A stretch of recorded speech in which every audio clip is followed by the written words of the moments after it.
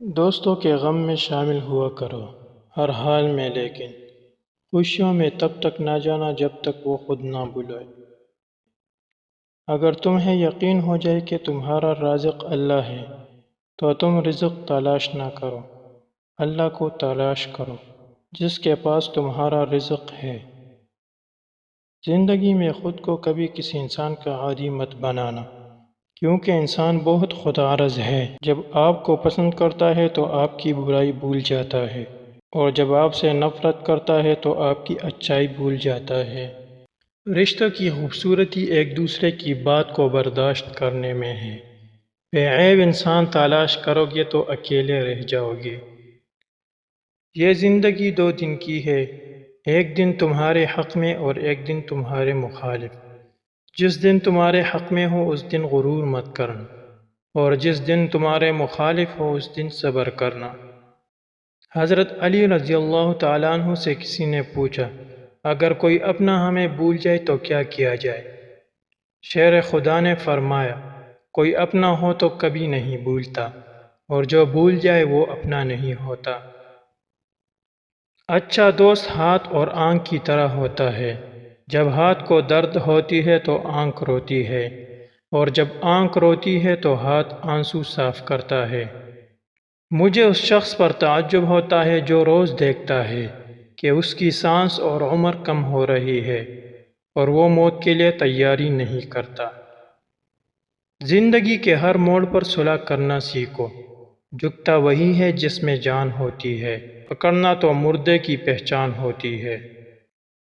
نماز کی فکر اپنے اوپر فرض کر لو، خدا کی قسم دنیا کی فکر سے آزاد ہو جاؤ گے، اور کامیابی تمہارے قدم چومے گی۔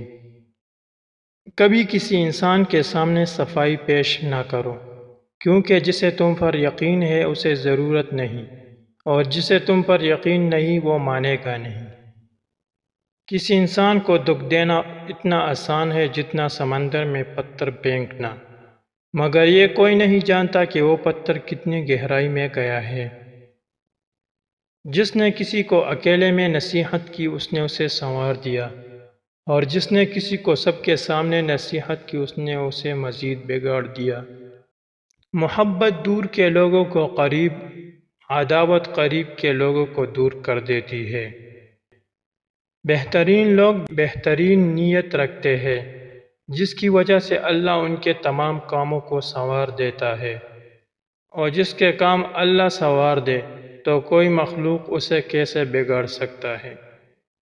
اخلاق ایک دکان ہے اور زبان اس کا تالا ہے۔ تالا کھلتا ہے تو معلوم ہوتا ہے کہ دکان سونے کی ہے یا کوئلے کی۔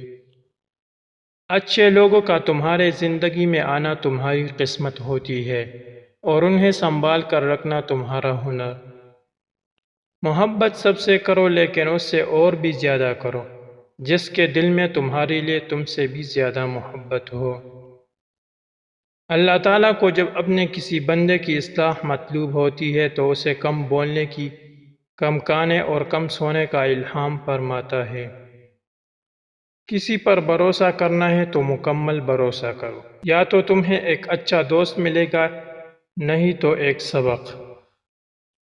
اگر کسی کا ظرف آزمانا ہو تو اس کو زیادہ عزت دو، وہ اعلیٰ ظرف ہوا تو آپ کو اور زیادہ عزت دے گا، اور کم ظرف ہوا تو خود کو اعلیٰ سمجھے گا۔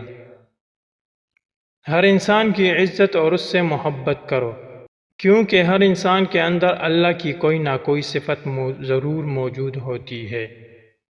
محبت ضروری نہیں ہوتی، عزت ضروری ہوتی ہے، اور اگر آپ کسی کو عزت نہیں دے سکتے تو آپ اس دنیا کے ناکام ترین انسان ہیں۔